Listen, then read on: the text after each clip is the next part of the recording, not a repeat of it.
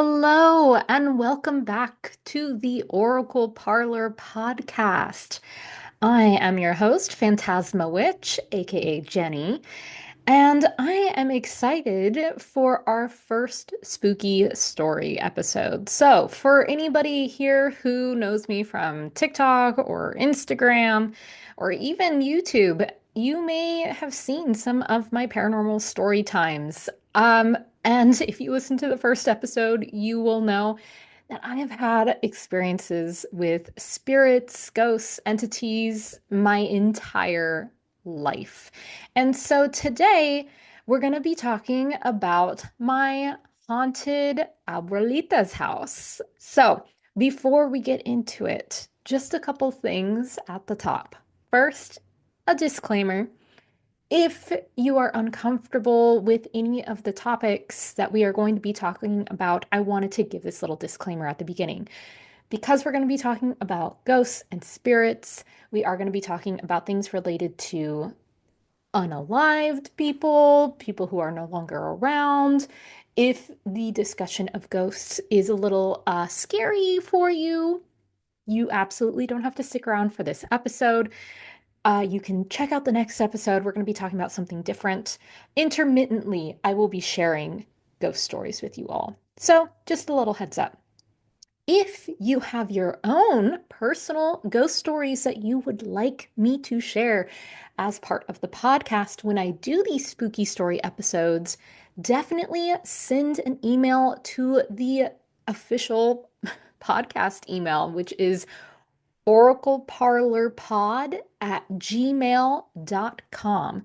You can submit your spooky story there. You can even title your email Spooky Story and share whatever ghost stories, weird paranormal experiences that you have had, or even questions that you have. And I would love to be able to share it on the podcast. So let's get started. As I've mentioned, we're going to be talking about my haunted abuelita's place. So, my grandma lives here in LA in a very small home, which has been around for a very long time. I'm not exactly sure when the house was built, but she has lived there for as long as I have known my grandma, since I've been around. And my mother grew up in the house, and my grandfather actually built onto the house. The house is pretty small.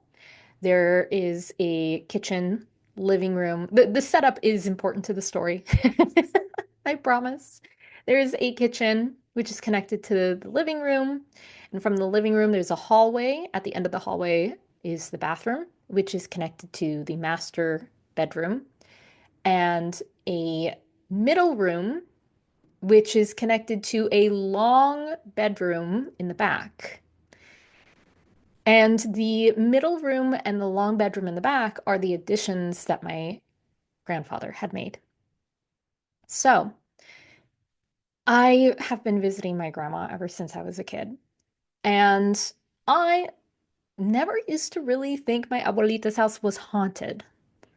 I didn't have the kind of experiences at my abuelita's place that I did at my own home. So in my mind, I never made the comparison that her place could even be close to haunted. As a matter of fact, I had an experience at my abuelita's place when I was a child that I completely forgot about until I was an adult. And I was reminded of some important information. So I wanted to start with the story of when I was a child. When we would go and visit my abuelita, she used to sleep in the front room on the couch, and she would let me and my sister sleep in her bed in the bedroom. And her bed in the bedroom faces a closet. And my abuelita has a lot of clothes from every era, and because of this, her closet usually was so packed and so full that the closet door just remained open. And I was one of those kids that was not comfortable with open doorways, hallways, closets. if I couldn't see into it clearly with a light, it made me a little uncomfortable. However, this was different. One night, while visiting my abuelita in her bed, I woke up, looked at the foot of the bed towards this closet where all my abuelita's clothes would be hanging. Except for this time, I noticed that there were men's clothes, what I thought were men's clothes, hanging in this closet. But as I started to look at it, I realized these clothes weren't hanging. They were actually being worn by a person standing in the closet. And I actually remember it very clearly. The outfit that they were wearing was high-waisted, either jeans or khakis, with a belt and a button-up long sleeve collared top, similar to a lumberjacket style plaid. But the weirdest part was I could see that this person was wearing these clothes and standing in the closet. I could see their hands. But when I tried to look at their face from the neck up, it was simply a silhouette. I couldn't see any details. I couldn't make out any information on the face. It kind of looked as if somebody, if you're an artist, you'll know what I'm talking about. It kind of looks like somebody took an overlay gradient and put it over their face.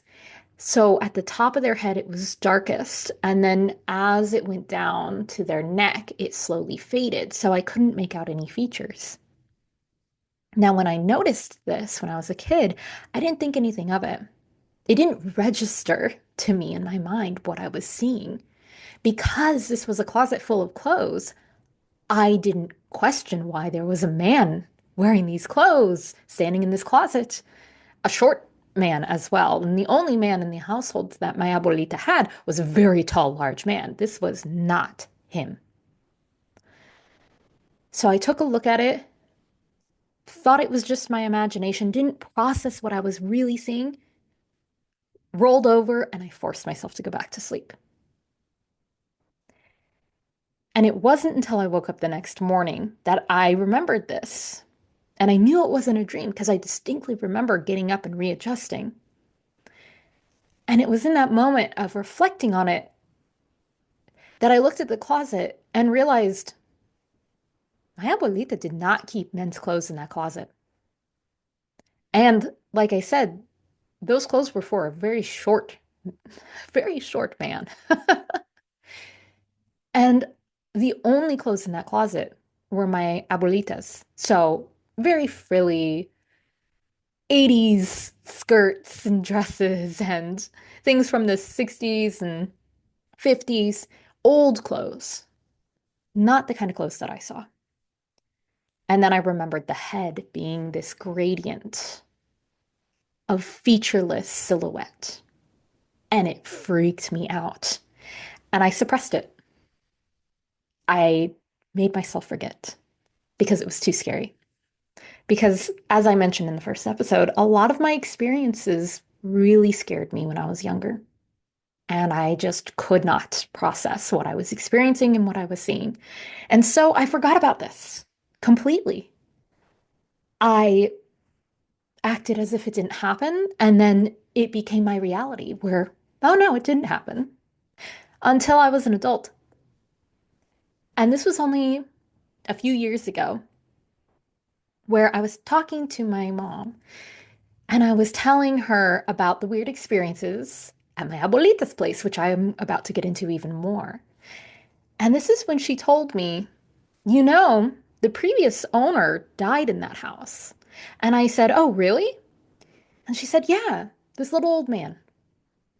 He passed away in the house at an old age, in the bedroom, actually, I think.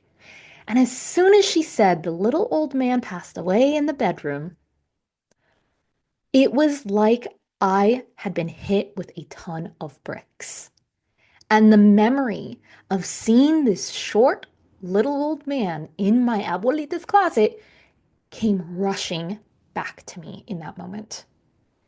And I remember saying, "Oh my gosh, Mom, I think I saw this little old man." So,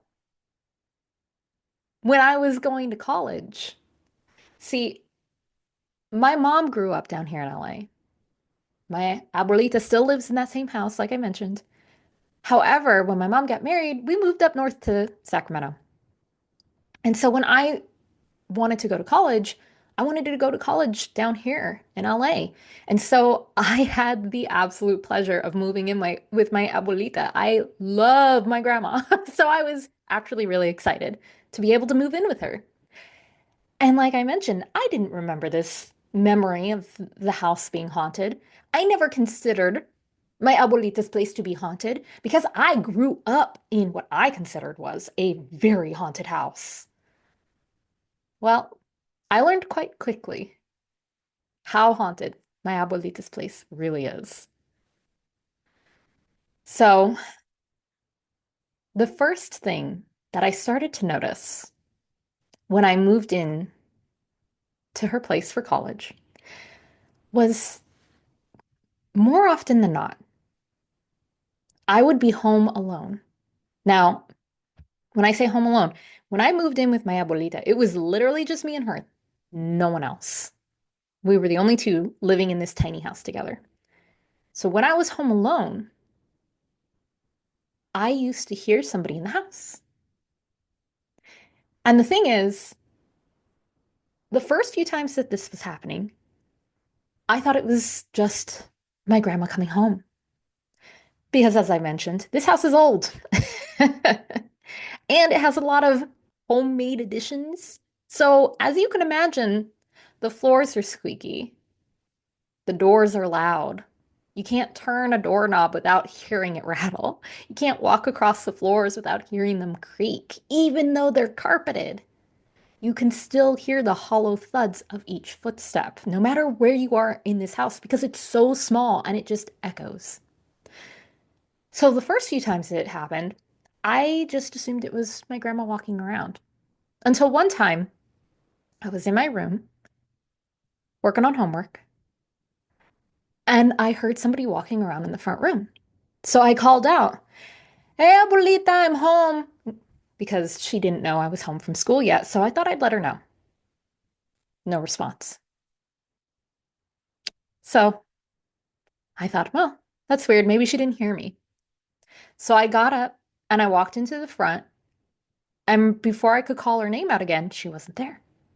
Again, this house is very small. If you're standing in the front room, you're gonna bump into a person, no matter where they're at.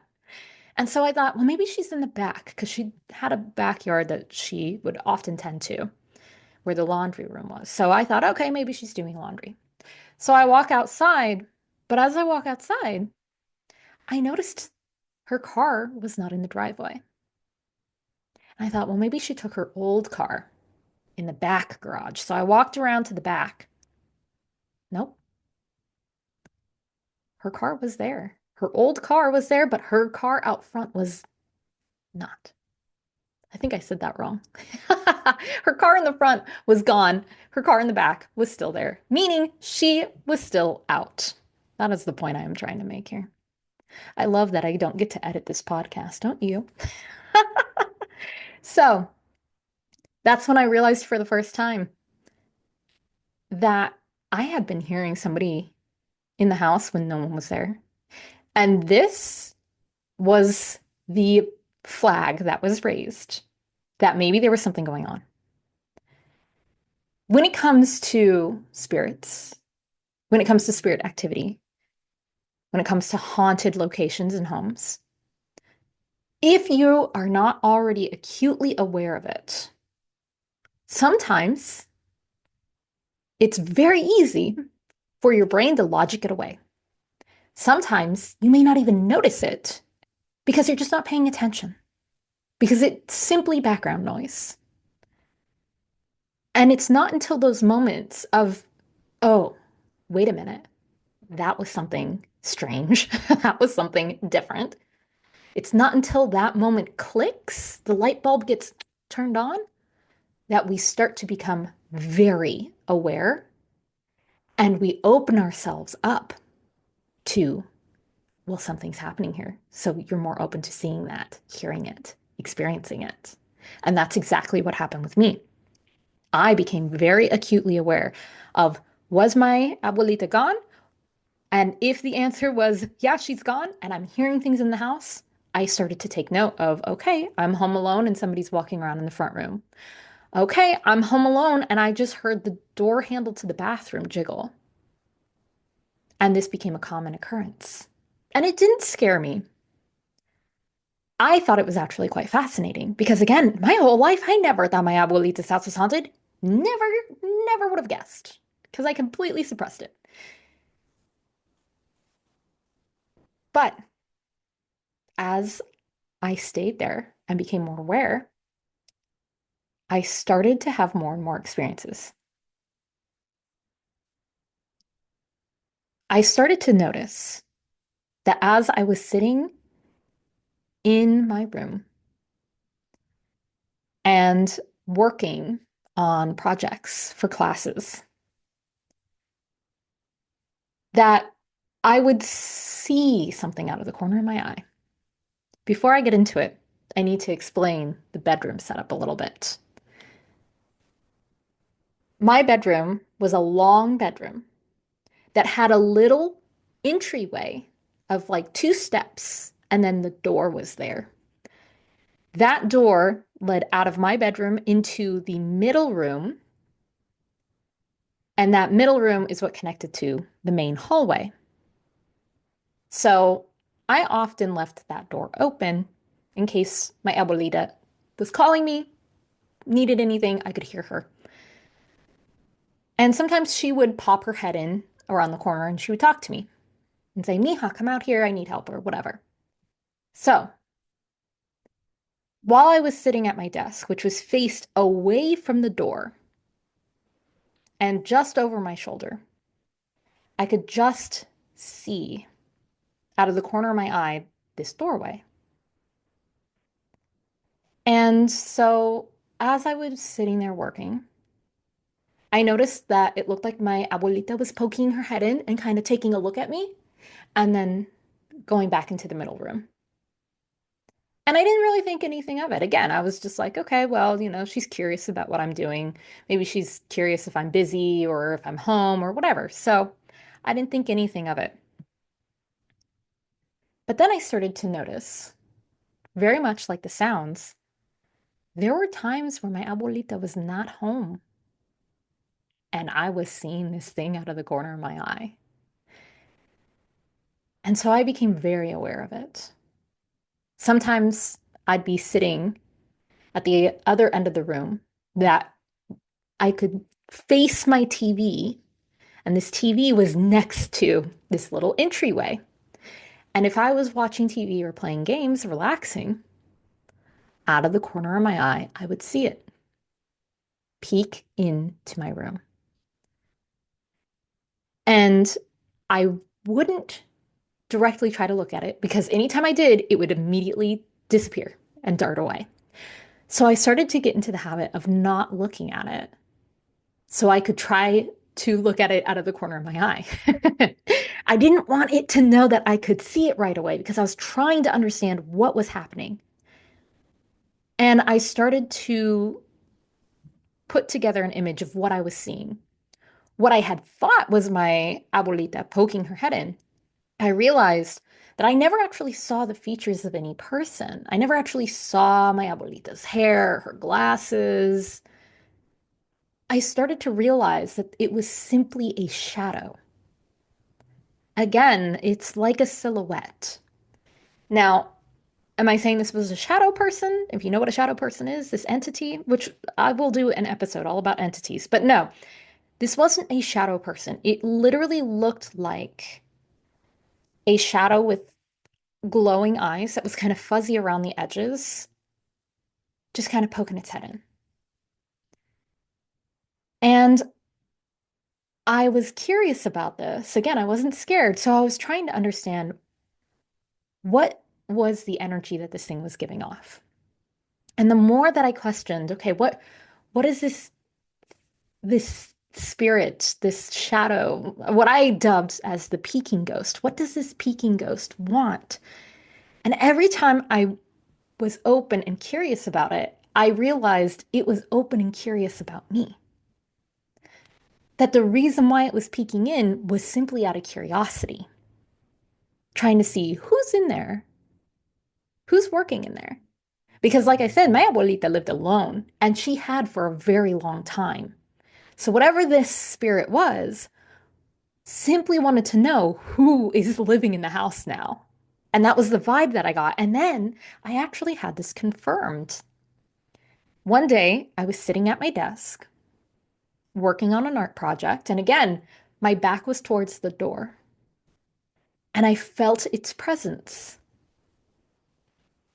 The energy shifted. And it kind of feels like when this happens, it feels like somebody is staring at you from across the room. It's not like chilling or scary or the hair on my neck stood up. No, it can happen that way. But with the peeking ghost, it was just sort of like it feels like when somebody walks into the room. And so I got that sensation of, oh, I think they're looking at me. And I would turn around, and every time I would turn around to look at the doorway, I would see this little shadow, whoop, peek, poke, poke out of the room. It went from peeking at me to, oop, it would dart back into the middle room.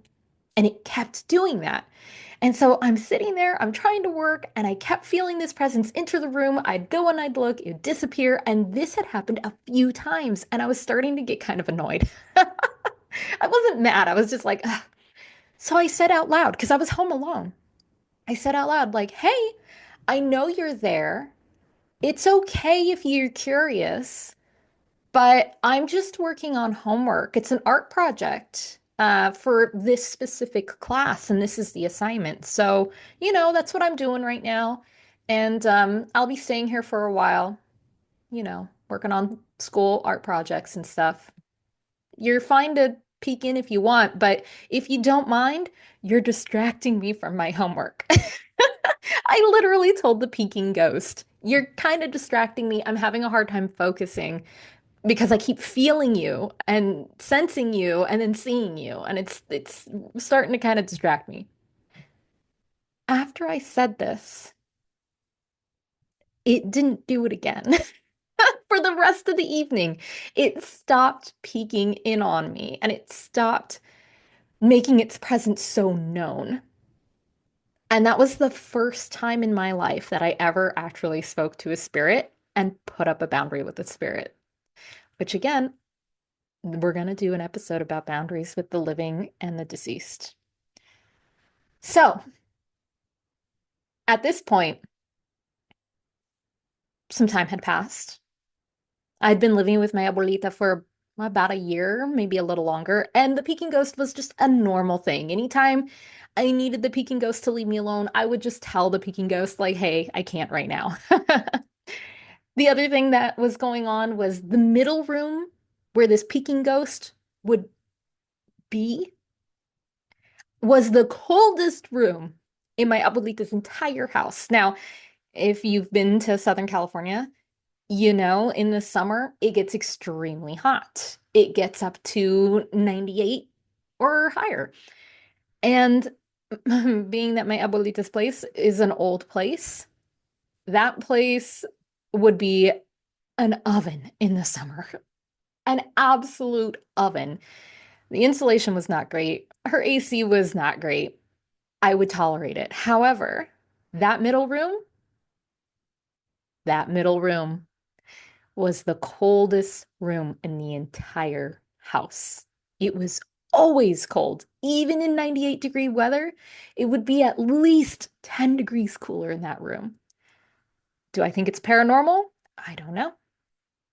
Probably not. Maybe. I am not a building inspector. I'm not somebody who would know. But it was definitely strange that the coincidence. What's the coincidence that the ghost, this peeking ghost that I would always experience, the place that it was originating from was the same place in the house that was the coldest room in the house. Not only that, But this room had a very old vintage, still working, still great condition, lamp that was based off of touch. So to turn it on and to dim it, you would touch the metal base of this lamp. So the only way to turn this lamp on, to dim it and turn it off, is to physically touch the metal on the lamp. Now, there would be times where I would come home and that lamp in the far back corner of the room would be on. And I had asked my abuelita about this. I said, hey, grandma, were you in the middle room?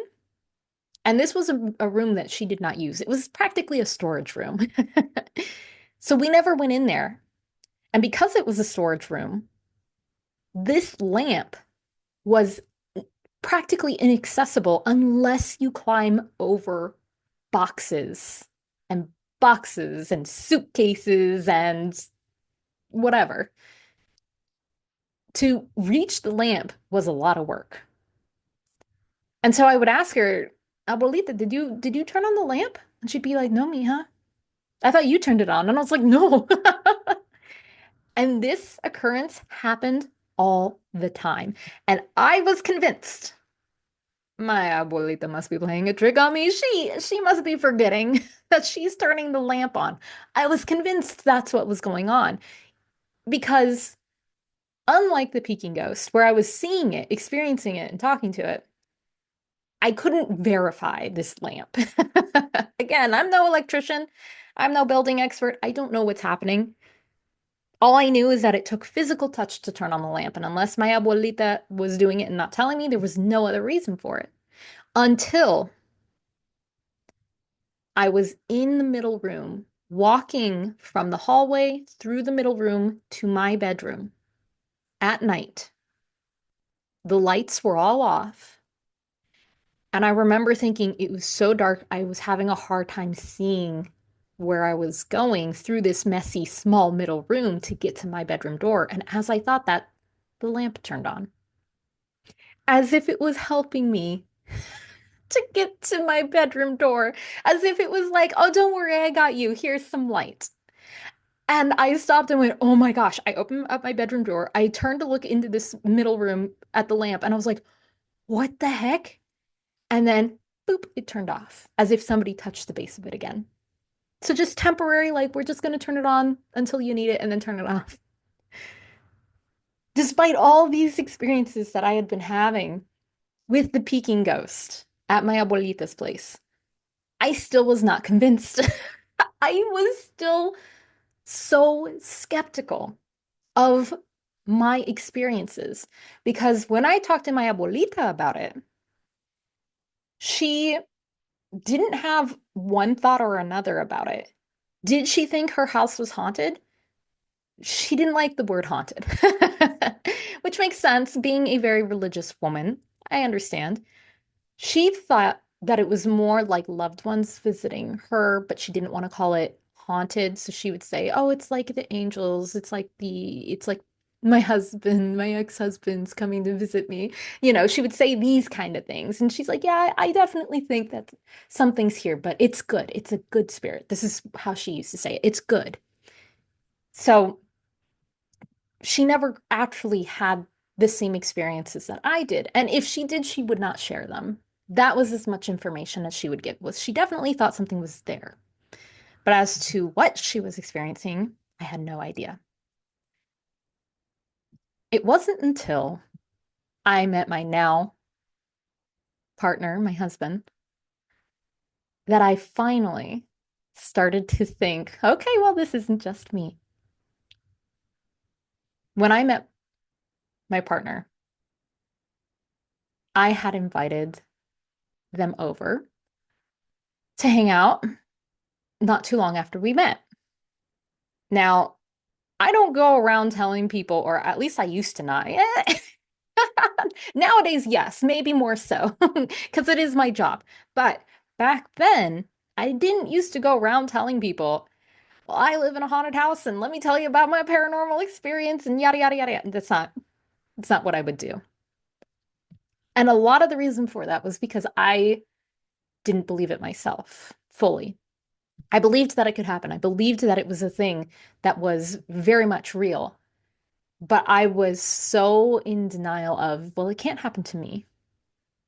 Even though I grew up my entire life with all these unexplainable things, I always used to convince myself it was just me. I was just scared. I was just this. I was that. I was this. And we can talk about this in another episode about the self-doubt of experiencing intuition and experiencing spirits. So, despite all these experiences, I thought it wasn't really happening until he came over. And when they came over, we were hanging out in my bedroom. And the way that we were situated was I was sitting on one end of the bed facing him, talking to him, and they were sitting on the opposite end of the bed facing me. So behind me was that entryway where I would see the peeking ghost. Now, again, I want to clarify, I never told them about any of my experiences at my abuelita's place, at my home, or the fact that I even considered that I was experiencing any kind of spirit activity ever in my life. Never mentioned that. They didn't even know I was a tarot reader. They didn't even know I was into any of that stuff. Nothing, nada. So we're sitting there when we're talking, and I'm looking at them in the face, talking to them. And as I'm talking to them, their expression shifts from being invested in listening to what I'm saying to distracted and very serious. And I notice that their eyes are darting from me to behind me over my shoulder, and then back to me, and then again back behind me, as if they were trying to ignore and focus on me and ignore whatever was behind me. And I caught this very quickly. So I stopped talking and I said, "Are you okay?" And they said very seriously, yeah, no, yeah, no, it's fine. I'm fine." And I said, mm. I said, "No, really. Are you seeing something? Is something going on?" And they again darted their eyes to behind me and went, "Mm-mm, no, it's nothing. It's not. Don't worry about it. It's nothing." And I said, "No, no, no." I said, "I'm being serious. I'm very curious. Are you seeing something?" And they finally cracked and said, "Okay, you're not going to believe me. This is going to sound so weird, but I swear that I keep seeing this shadow peek its head around the corner in the entryway to your room and then dart back into the other room every time I look at it." The way that my heart jumped for joy, the absolute pure satisfaction that I got out of that moment. I didn't have fear. I wasn't like, oh my gosh, oh no, it's a haunted house. No, I was so excited because for the first time in my life, someone, well, not really the first time in my life, my mom and my sister had confirmed some of the experiences that I was having as a kid, but that was my mom and my sister. I knew them. They were family. We loved each other. They could have been lying to me to make me feel better. It's one of those things that you just kind of convince yourself it's nothing. But this was someone I had just met. I had never shared any of these experiences with. They didn't know anything about me. We had only known each other for like a week, maybe two. And here they were telling me exactly what I had been experiencing, what I had been seeing, what I had been sensing this entire time. They saw it and they told it to me and they described it exactly how I saw it. And I was so excited that and they were so confused at my excitement that I had to be like, "I'm so sorry. I'm just so happy right now because It feels so good to know that it's not just me. And then they went, wait, I'm sorry, hold on. You've been seeing this? And I'm like, yes. And so I shared all my stories and I was like, I dubbed it the peeking ghost. It's just curious. It's not scary. It's not anything, to be worried about. And it's funny because they actually confirmed those feelings too, saying, yeah, actually, I was going to say it just kind of feels like it's like, who is that? Who's in there? And so it's funny because after that had happened, I started telling the peeking ghost before my partner would come over, at the time, boyfriend. I would say in the middle room or towards the middle room, I'd be like, hey, so that person that I'm seeing, yeah, they're coming over today. So, don't worry about it. They're invited here. They're good. We're all good. And when I started doing that, the peeking ghost stopped poking its head in as frequently when they would come over, which also was a relief for them. But that wasn't the only thing that was going on in the house while I was dating my now husband. The activity in the home actually increased after I started to really acknowledge that I was experiencing something, especially after I had the confirmation from someone else that I didn't even really know that what I was experiencing was actually happening. So, one time I came home with my then boyfriend and I walked into the kitchen and said, okay, I'm going to make us some sandwiches for lunch. My partner said, okay, cool. I'm going to go plug my phone into your bedroom because my phone's going to die. And I said, okay, cool. So I turn around to the counter. I'm starting to make sandwiches and I hear my then boyfriend walk away. Because again, this is a very old home. It's very easy to hear and feel the vibrations of every footstep. I hear and I feel them walk away from me. And it sounded and felt like they got to the front room, turned around, and walked back into the kitchen right up behind me. And I said, hey, did you forget something? No response. And I turned around, no one was there. And I was trying to process what just happened because I know without a doubt I felt each footfall right up behind me.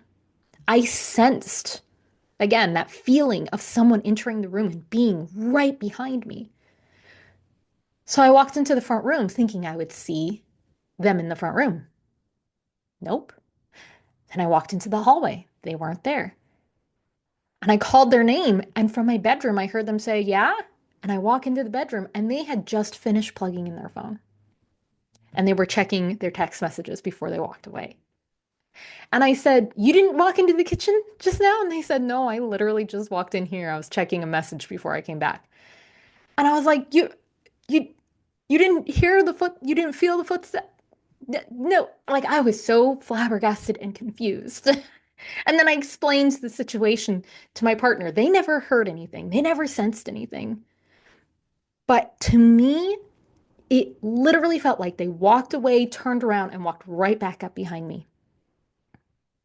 Another instance, and it's funny because a lot of these happened when they were visiting. Another instance, I went into the house.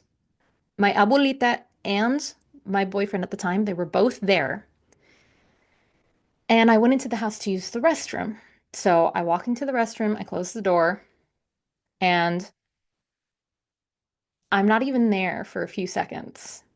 And the door handle jiggles. And so I say, occupied, thinking that it was my abuelita or my boyfriend.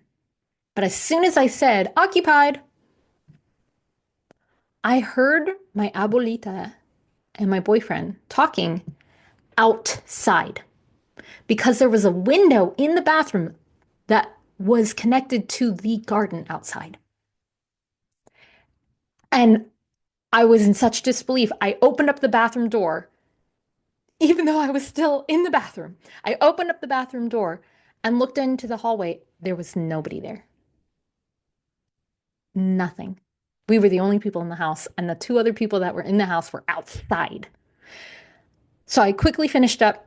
I ran outside and I asked them both, did either of you come into the house to try to use the restroom? And they said, no, we've been out here the whole time talking. But I had not only heard, but I saw because when you're in the bathroom and you're sitting on the toilet, you're literally less than a few inches away from the door, and the door handle is at eye level. I saw that door handle move and jiggle, and I heard it. And it wasn't until I said occupied that it stopped. Another time, me and my then boyfriend were hanging out, as we do, in my bedroom. But this time we were laying on the floor talking. I think I had like my laptop out, like we were doing something on my laptop, and it was just easier to be sitting and laying on the floor together. And as we're there on the floor having a conversation, I start to hear like a woman talking. And so I thought it was my abuelita. And so I told my partner, I said, hold on, hold on. And I tried to listen, and I realized that the sound of the voice was muffled. And it wasn't just muffled like somebody's in the other room muffled. I mean, it was like this kind of muffled, as if they were trying to speak from behind something. And I didn't even say anything before my boyfriend said, do you hear that? Is that a woman? And I said, you hear that? And he said, yeah, it sounds like a muffled woman's voice. He was hearing the same thing. And I was like, where's that coming from? And we were trying to move our heads around to kind of hear where it was coming from. And then we noticed it was coming from the floor. When we put our ear close to the ground, it sounded like there was a woman softly talking from beneath the floorboards. And then it stopped. And we couldn't hear what she was saying because it was so muffled and it was so gentle and quiet.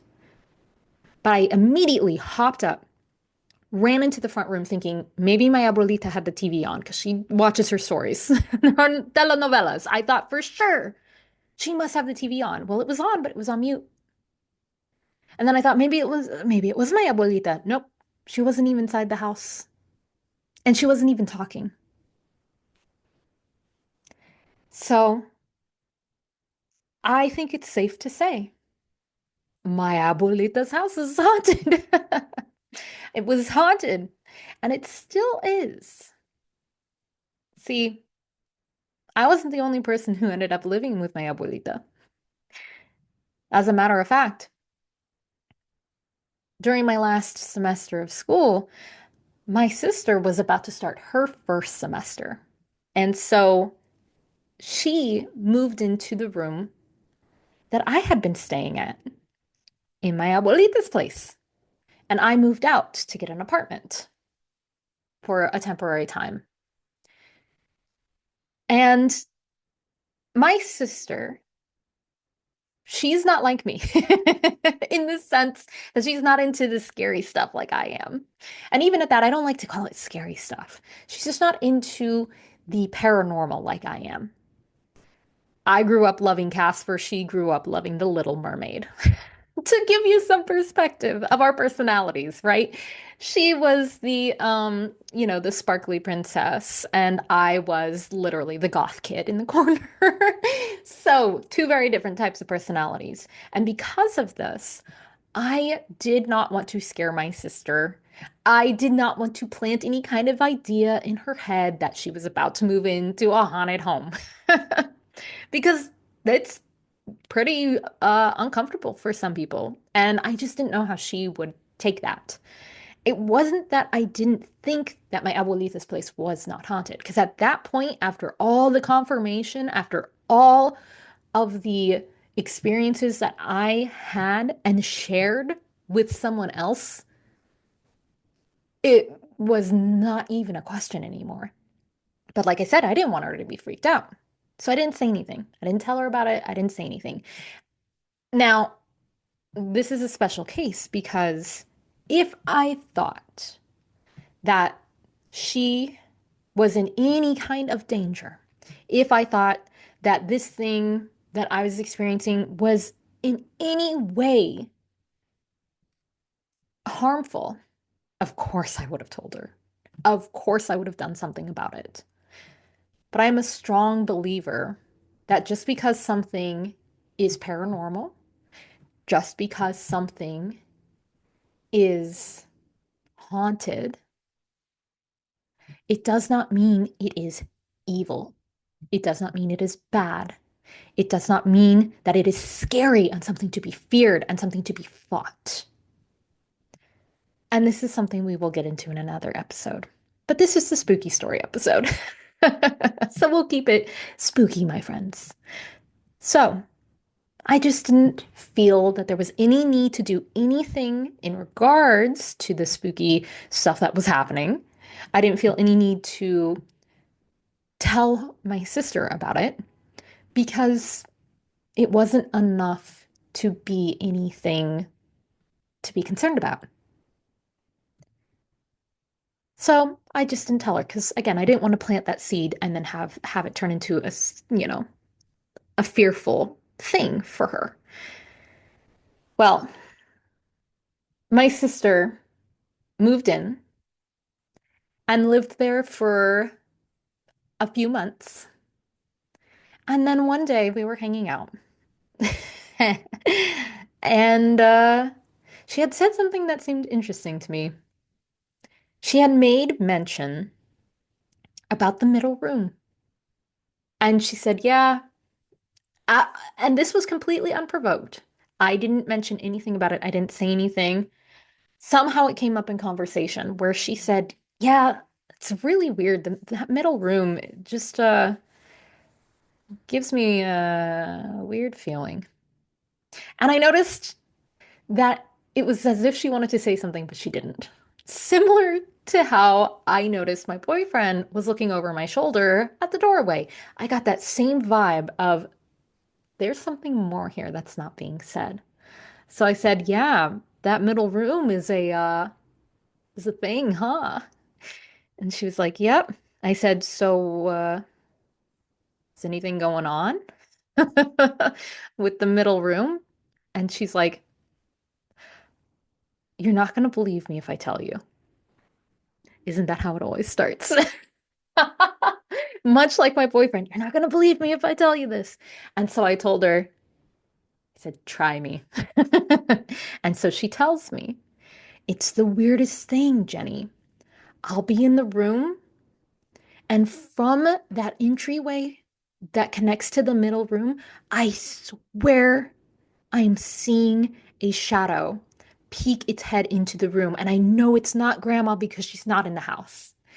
And again, I was just laughing. I was so excited. And she was so confused. And I said, I'm sorry, I'm sorry. I said, you finally met the Peking ghost. And she was like, the what? And so I proceeded to tell her about my experiences, and she lost it because she had no idea. Because again, I never told her. And she had the same exact experiences that I had had, that my boyfriend had had, the same site, the same location, the same everything. She also started telling me that the lamp in the middle room would turn on, that yes, it was still the coldest place in the whole house. Yes, she would hear people walking around. She'd think someone was home. No one was home. But the peeking thing around the corner, she would definitely see. However, few more months go by, maybe even a year. I forget how long it was. At this point, she and I both know about the Peking ghost.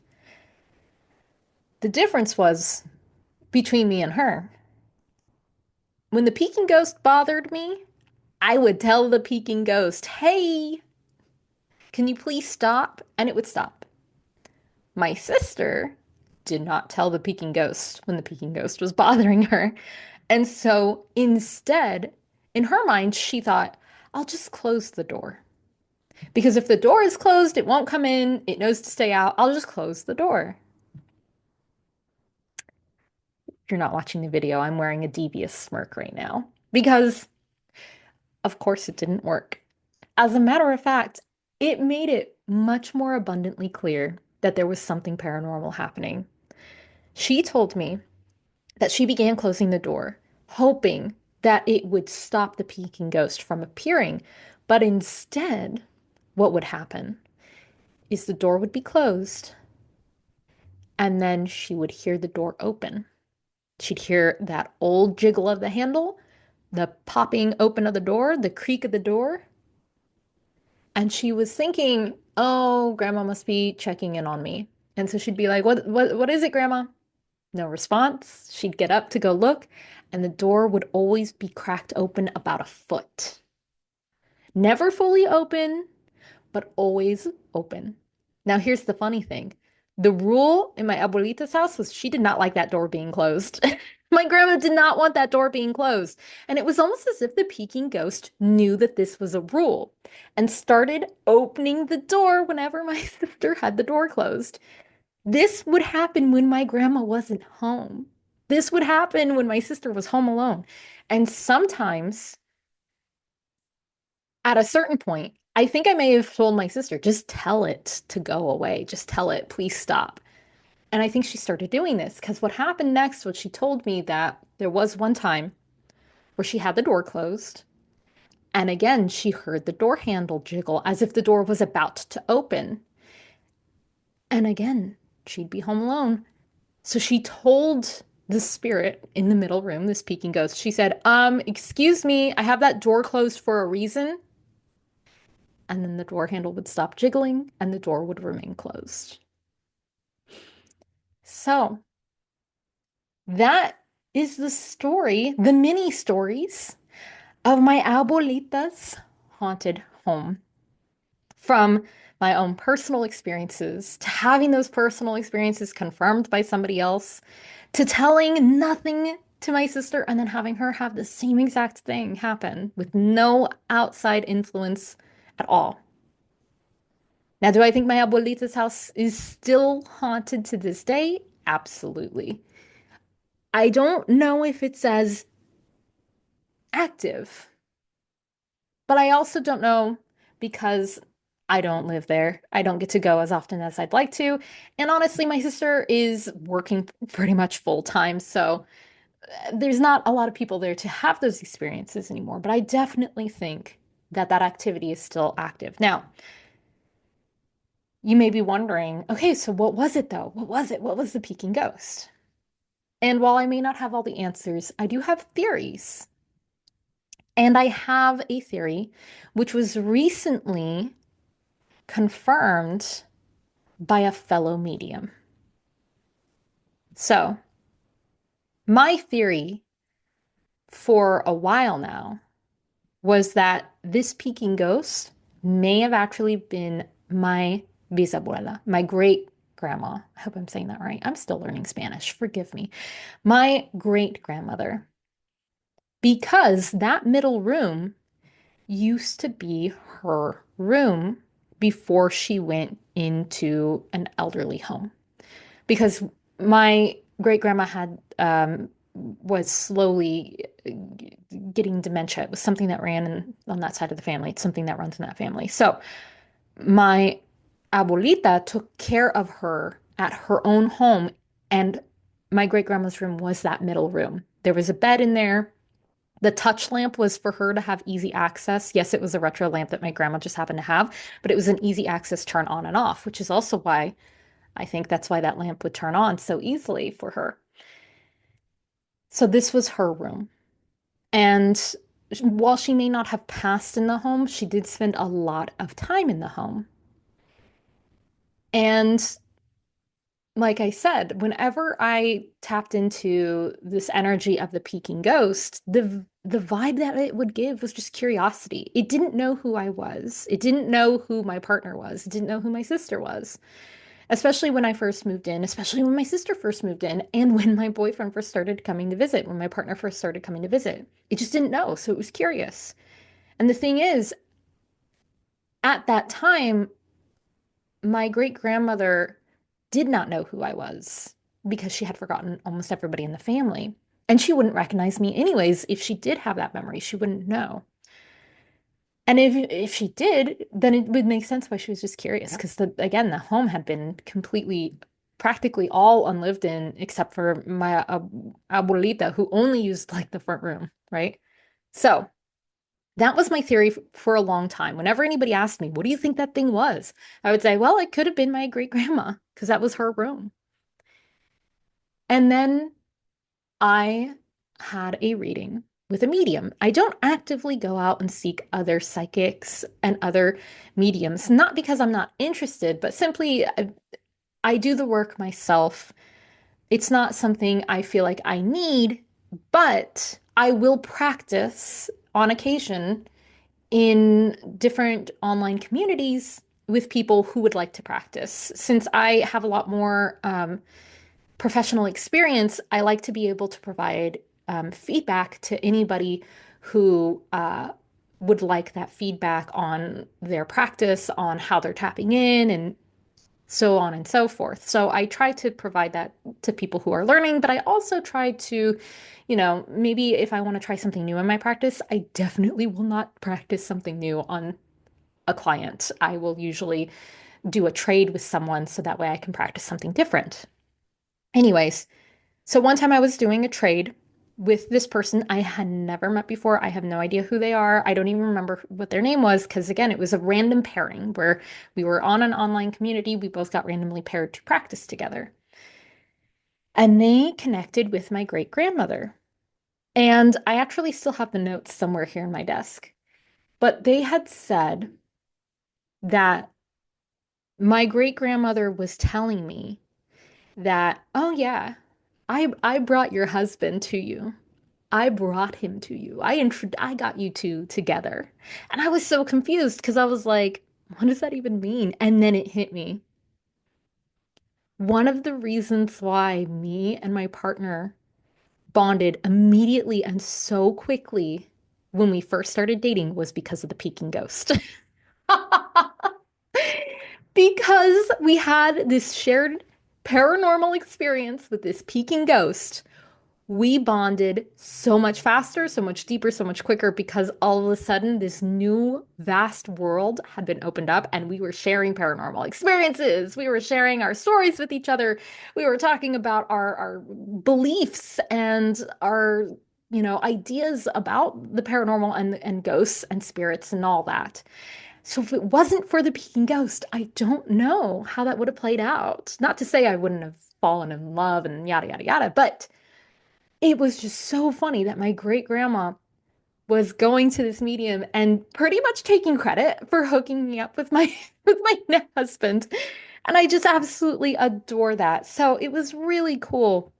And this is why I think it's really great to, you know, it can be really fun and really eye-opening to have these experiences with um, other psychics and mediums and practitioners when you can, because it can give you this really cool eye-opening experience where I always kind of logically thought, yeah, I must be my great grandmother because of these logical reasons. I never tapped in intuitively to really find out that answer. So when I got somebody who was tapped in intuitively, who knew nothing about me, who said, "Oh yeah, your great grandma's taking credit for like introducing you and like bringing you two together." That was the big green flag of, "Oh my gosh, that's exactly who it was, wasn't it? That's who the Peking ghost is. It's my great grandma." And that's not a story I've shared with anybody. So this is the first time I've gotten to share that story about this medium confirming this for me, which was absolutely magical. So I hope you all enjoyed these stories of my abuelita's haunted place. Thank you so much to listening to this episode of the Oracle Parlor podcast. Yes, I finally have a name. It took me a while, but I am so excited to have you here. If you are interested in getting more, having more interactions with me, make sure to check out my Patreon. My Patreon is Phantasma Witch, just like my handle everywhere. And I have things available for free members, but I also have things available for paid members. So there's free content on there. But for my paid members, you can get things such as access to a Discord community of like-minded, witchy, psychic, paranormal folks. And in that Discord community, you can chat about different things, but at a certain tier, you can also do partner pairings with other people to practice whatever it is that you want to practice. You can also get access to the monthly magical workshops. These are workshops that I do every month that follow a theme. So, for example, in February, the theme was relationship with Venus energy. And so we talked about how to connect in with the collective energy of essentially Valentine's Day and how to use that energy for love, self-love, romantic love, yada, yada, yada. And so every month I try to make that the theme, whatever's going on that month, to connect in with that collective energy. And usually, what is included is first a discussion on the themes, education, because, I'm a teacher, I gotta teach. And then after that, we set intentions for what it is that we're trying to achieve. We do a guided meditation. And then at the end of the class, we have some journaling prompts and we charge a candle with our intentions that we had set earlier in the class. So that's the monthly magical workshop that you can get access to if you are a paid member on my Patreon. You can also get access to behind the scenes clips in which I post different behind the scenes of my everyday magical workings or whatever's relevant at the time. The first behind the scenes clip was a little sad because the fires were happening in LA. So that behind the scenes clip was what was my magical tools that I decided to grab in case my place burned down. But it was a cool way for me to show the tools that really matter a lot to me and the stories behind them. And you can also get access to the Q&A on Patreon. The Q&A is where I will take your questions and I will answer them either on the podcast or on one of my lives that I do. So, speaking of lives, every month at the end of the month, I do tarot scopes. This is where I pull a single tarot card for each and every astrological sign. You can apply this to your sun, your moon, and your rising sign for the guidance for the month ahead. You can actually go and watch previous ones on my YouTube right now. The first one of the year, January, is only on my Instagram because I hadn't done it on YouTube yet, so forgive me. But yes, you can also follow me on YouTube, follow me on Patreon. Like I said, it's also free on Patreon. You don't have to be paid. You can follow me on Blue Sky. Blue Sky is more of like my random thoughts here and there. At the moment, I am still on TikTok and Instagram. However, I don't know how long that's going to last. So just a heads up, the best places to find me are probably Patreon, YouTube, and Blue Sky.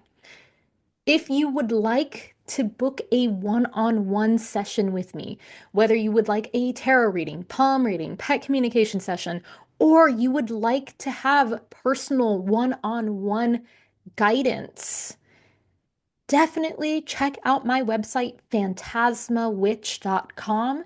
So, Phantasma is spelled Fantasma, witch, WITCH.com. And you can find all of my services there. And like I said at the beginning of the episode, if you have a question for the podcast, if you have a spooky story for the podcast, send an email to oracleparlorpod@gmail.com. I am so excited to read your stories. I hope you enjoyed these stories. And I look forward to talking with you all on the next episode. Thank you again.